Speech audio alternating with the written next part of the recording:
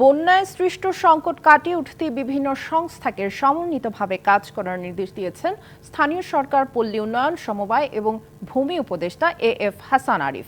সকালে চট্টগ্রাম সার্কিট হাউসে বিভাগের স্থানীয় সরকার, পল্লী উন্নয়ন সহ বিভিন্ন সংস্থার কর্মকর্তাদের সঙ্গে মতবিনিময়ের সময় এ নির্দেশ দেন তিনি। নতুনভাবে যোগাযোগ ব্যবস্থা গড়ে তোলা হবে জানিয়ে উপদেষ্টা বলেন, চট্টগ্রাম জেলা পরিষদের উদ্যোগে নেওয়া ২,০০০ প্রকল্প চলমান রয়েছে।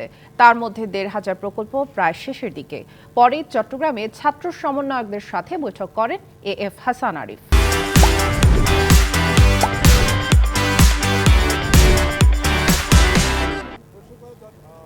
সমন্বিতভাবে আমাদের কি চেষ্টা, বন্যা হয়ে গেছে সেইটার উপরে আর আক্ষেপ আহাজারি না করে আগামীতে এই বন্যা পরিস্থিতি মোকাবিলার জন্য আমরা সকলে মিলে কি প্রচেষ্টা চালাচ্ছি। তো সেখানে যতগুলি ডিপার্টমেন্ট আছে, যতগুলি জেলা সমিতি আছে, সিটি কর্পোরেশন আছেন, নিয়মিত একটা কোঅর্ডিনেশন, একটা নেটওয়ার্কিং দরকার।